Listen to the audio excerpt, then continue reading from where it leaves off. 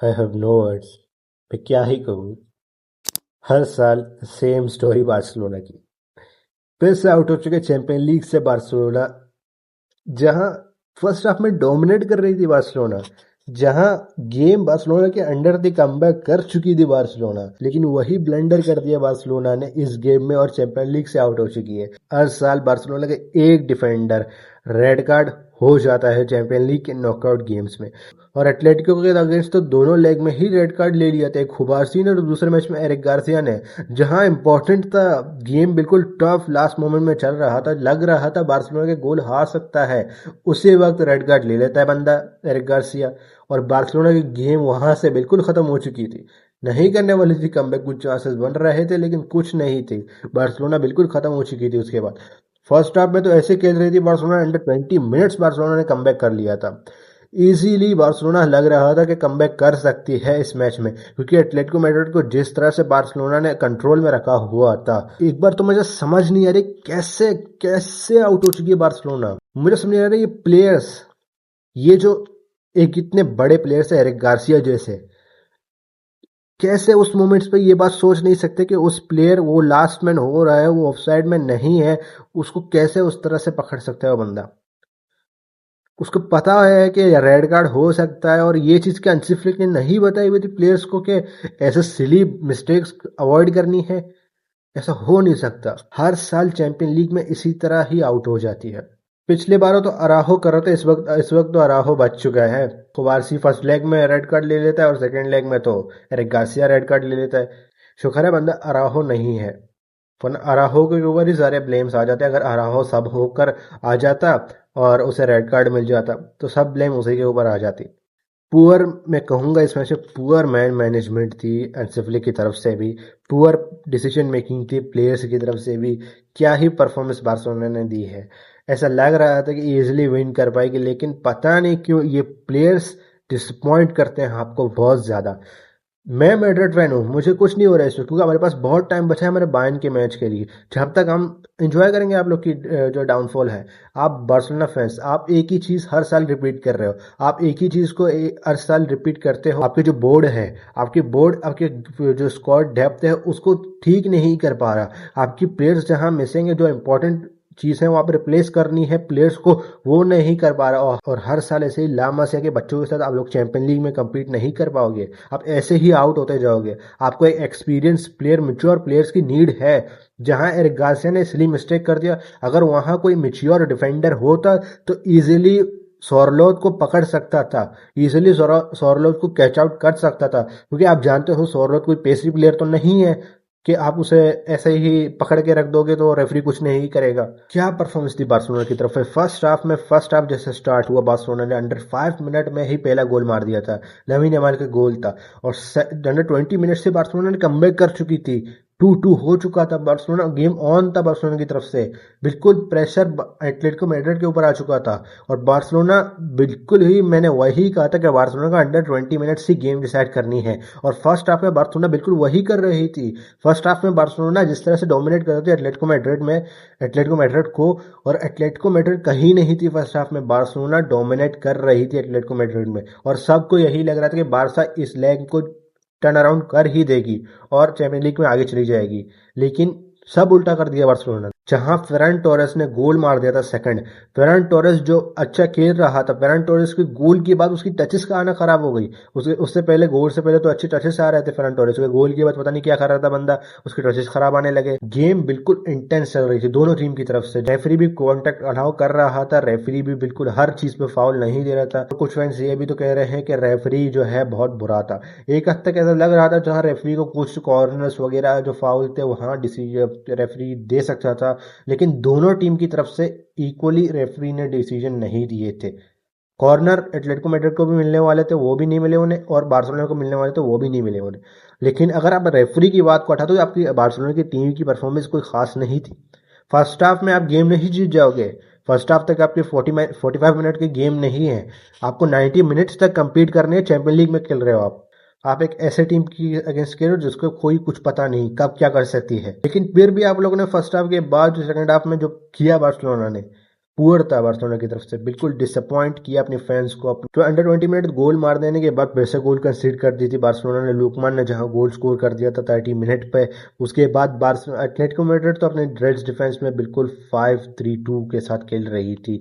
बिल्कुल ही कॉम्पैक्ट थी Atletico Madrid defensively, क्योंकि उनको पता था कि बार्सिलोना चढ़ कर ही खेल रही है और बार्सिलोना यही चाहती है कि उनके हाफ में, एटलेटिको मैड्रिड के हाफ में ही ज्यादा बॉल चलाई जाए, क्योंकि बार्सिलोना बहुत ज्यादा हाई डिफेंसिव लाइन ही खेल रही थी इस मैच में।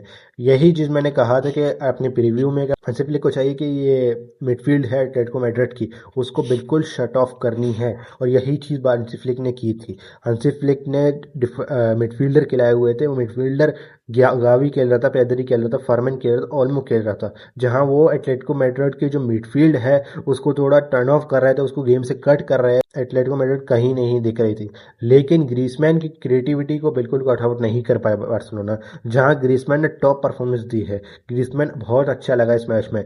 ग्रीजमैन ने एटलेटिको मैड्रिड को ही चलाया पूरे मैच में। एटलेटिको मैड्रिड जहां फंस रही थी वहां ग्रीजमैन निकाल रहा था एटलेटिको मैड्रिड को। फर्स्ट हाफ में बार्सिलोना ने 7 शॉट्स लिए थे, 6 ऑन टारगेट थे, और गोल्स की बिग चांसेस की बात करें, 5 बिग चांसेस क्रिएट किए थे आपने फर्स्ट हाफ में। आपके पास बिग चांसेस थे, आप भरी नहीं कर रहे थे कुछ चांसेस, लेकिन आपने चांसेस बहुत क्रिएट किए थे। आप अच्छे डोमिनेट कर रहे थे मैच को, लेकिन सेकेंड हाफ जैसे ही स्टार्ट हुआ बार्सिलोना कहीं का नहीं थी। सेकेंड हाफ में जितने बार्सिलोना ने ट्राई किए, एक गोल भी पड़ चुका था जो, हाँ, फेरन टोरेस का गोल था, लेकिन ऑफसाइड रूल आउट हो चुका था, जो क्लियर ऑफसाइड ही लग रहा था, और वो ऑफसाइड था, गोल रूल आउट हो चुका था। लेकिन उसके बाद जो हुआ, चेंजेस हुए, लेट चेंजेस किए हंसी फ्लिक ने। एक तो क्वेश्चन ये भी आता है कि लास्ट गेम में लमीन यमाल और पेद्री क्यों फुल 90 मिनट खेल रहे थे। इस मैच में पेद्री कहीं नहीं दिख रहा था, पेद्री बिल्कुल ही नहीं खेल ही नहीं रहा था अच्छे तरीके से। पेद्री की लग रहा था कि पेद्री की one of the worst performance दिख रही है हमें इस वक्त। लमीन यमाल जहां थका हुआ लग रहा था, लमीन यमाल वो उस तरह नहीं लग रहा था जो एक फुल, कह सकते हैं जो फुल फिटनेस में लमीन यमाल आता है, वो नहीं लग रहा था इस मैच में। लमीन यमाल की गेम नहीं आ रही थी। बहुत ट्राई करा था लमीन यमाल। अगर आप प्लेयर्स की रेटिंग भी देखें तो लमीन यमाल की रेटिंग टॉप है, क्योंकि लमीन यमाल ने बहुत ट्राई की गेम को चेंज करने की, लेकिन लमीन यमाल की भी गेम नहीं आ रही थी। लमीन यमाल थका हुआ लग रहा था इस मैच में। ये क्वेश्चन आता है हंसी फ्लिक पे कि हंसी फ्लिक ने लास्ट गेम में एस्पान्योल के अगेंस्ट क्यों पेद्री और लमीन यमाल को फुल 90 मिनट्स खिलाया था, जहां कह सकते हैं कि गेम टफ था एस्पान्योल वाला, लेकिन फिर भी आपके पास और प्लेयर्स भी हैं, उनको भी टेस्ट आउट करना है, उनके भी मैच शार्पनेस अच्छी करनी है, उनके भी मोरल हाई रखनी है ऐसे मोमेंट्स के लिए। अब कुछ नहीं हो पाया, आपने सर्व्स किए, आपने प्लेयर्स लेकर आए, आप रेशवुड लेकर आए, कुछ भी नहीं हो पाया, क्योंकि आपकी जो ये टीम है बिल्कुल मैच्योर नहीं है। जहां एक सिली मिस्टेक कर देता है एरिक गार्सिया, एक ब्लंडर कर देता है जहां सोरलोथ को पकड़ लेता है, और लास्ट में था सोरलोथ, कुछ कह रहे हैं कि कुंडे था, लेकिन रेफरी ने चेक किया था, पहले येलो कार्ड दे रहा था रेफरी ने फिर चेक किया सोरलोथ को, जिस तरह से एरिक गार्सिया ने पकड़ा है, लास्ट मैन है सोरलोथ, इजी जा रहा है, और उसी चेक के बाद रेड कार्ड मिल चुका था एरिक गार्सिया को। एक मैं कहूंगा बहुत ज्यादा बुरे डिसीजन में किया एरिक गार्सिया की तरफ से। क्या एरिक गार्सिया सोरलोथ को पकड़ नहीं पाता? क्या एरिक गार्सिया ट्रैक बैक नहीं कर पाता सोरलोथ को? क्या सोरलोथ ऐसे पैसे प्लेयर है जो एरिक गार्सिया उसको ट्रैक बैक नहीं कर पाता? यही तो प्रॉब्लम है बार्सिलोना की, कि मेच्योर डिफेंडर नहीं है बार्सिलोना के पास। ऐसी सिली मिस्टेक हर साल करते हैं और ऐसे ही आउट हो जाते हैं। फर्स्ट लेग में गुबारसी ने कर दिया था, सेकंड लेग में एरिक गार्सिया ने कर दिया था, और उससे पहले लास्ट अगर एयर की चैंपियन लीग की बात करें तो अराहो की तरफ से था। लेट सब्स हुए, डियोंग को मुझे समझ नहीं आया क्यों लेट लेकर आया गया था। आप पेद्री को 90 मिनट्स तक खिला रहे थे कि पेद्री कुछ कर पाए, लेकिन पेद्री की अगर गेम नहीं आ रही है आपको सब कर देना चाहिए था, पेद्री को सब कर देना चाहिए था, डियोंग लेकर आना जाना चाहिए था, एटलीस्ट 70 मिनट से 60 मिनट तक डियोंग को आ जाना चाहिए था। हम जानते हैं कि बार्सिलोना हाईलाइन खेलती है, लेकिन दूसरी तरफ आप ये देखो कि आज मॉडर्न फुटबॉल में बहुत सारा टीम्स हाईलाइन खेलती हैं, बहुत सारा टीम्स जो है, बायर्न भी हाईलाइन खेलती है। बायर्न तो और ज्यादा हाई डिफेंसिव लाइन खेलती है बार्सिलोना से, जहां बायर्न अपने रेस्ट डिफेंस में 2 सिर्फ सेंटर बैक्स को रखती है, और फुल बैक्स तो चढ़ के जाते हैं, मिडफील्ड में इन्वर्ट कर देते हैं। फिर भी बायर्न की तरफ ऐसे तो मिस्टेक की नहीं, हमें खबर मिलती है कि बायर्न ने ऐसे मोमेंट्स में ऐसे मिस्टेक किए। तो बार्सिलोना क्यों हर साल एक ही चीज कर रही है अंडर हंसी फ्लिक? क्यों ऐसे मोमेंट्स पर रेड कार्ड मिल जाते हैं बार्सिलोना को, जहां गेम निकालना बहुत इंपॉर्टेंट है बार्सिलोना के लिए। और बार्सिलोना अब चैंपियन लीग से तो आउट हो चुकी है, कुछ नहीं बचा बार्सिलोना के लिए। मोमेंट अच्छा था बार्सिलोना के लिए, कमबैक कर सकती थी बार्सिलोना, इजी चल रहा था बार्सिलोना के लिए, कि बार्सिलोना के गेम हाथ में है बिल्कुल। एटलेटिको मैड्रिड को बिल्कुल पकड़ दिया था बार्सिलोना ने, जहां बार्सिलोना इजीली गेम को डिसाइड कर सकती थी, बॉल पोजीशन अच्छी तरह बार्सिलोना रख रही थी, लेकिन एटलेटिको मैड्रिड ने लास्ट जो कर दिया, एटलेटिको मैड्रिड ने अपनी डिफेंडिंग कर ली और बार्सिलोना कुछ नहीं कर पाई। जितने चांसेस क्रिएट किए वो भरी नहीं कर पाई। बार्सिलोना की तरफ से भी कह सकते हैं पुअर परफॉर्मेंस थी सेकंड हाफ में।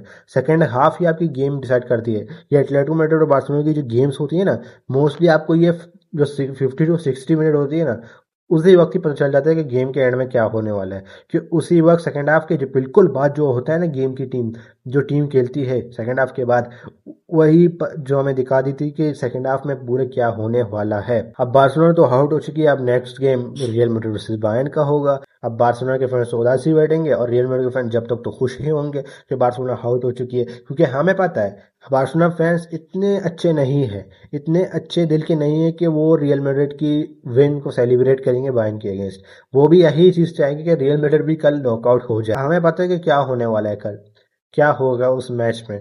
तो हम इस बात में अभी टेंशन नहीं लेंगे बिल्कुल भी कि रियल मैड्रिड के साथ क्या होगा। और बार्सिलोना के फैंस को अब ये क्वेश्चन पूछना पड़ेगा बारसा के बोर्ड के साथ कि बारसा के जो प्लेयर्स हैं वो स्क्वाड डेप्थ है उसे क्यों फिल नहीं किया जाता, क्यों मेच्योर प्लेयर नहीं लेकर आया जाता, क्यों एक प्रॉपर नंबर 9 बार्सिलोना लेकर नहीं आते, क्यों आपके पास एक डिफेंडर अच्छा नहीं है जो ऐसे मोमेंट्स में आपको गेम की कंट्रोल दे पाए। So that's that. अगर आपको ये वीडियो पसंद है तो लाइक ज़रूर से करना। अगर चैनल पर नए हो तक सब्सक्राइब नहीं किया है तो सब्सक्राइब ज़रूर से करना। मिलते हैं कल मैच के बाद। Thank you.